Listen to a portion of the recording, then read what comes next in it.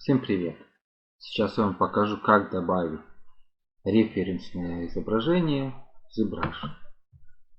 Для этого нам нужно пойти на вкладку текстуры и импортировать наше изображение.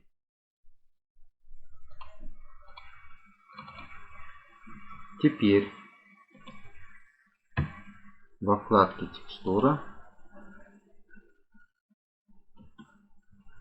выбираем наше изображение и нажимаем добавить Spotlight.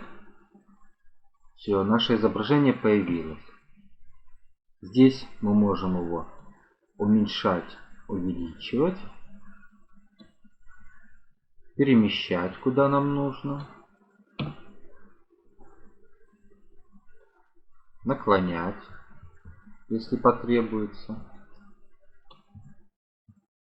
Вот в принципе все. Кому было полезно видео, ставьте лайк и подписывайтесь на мой канал. Пока-пока.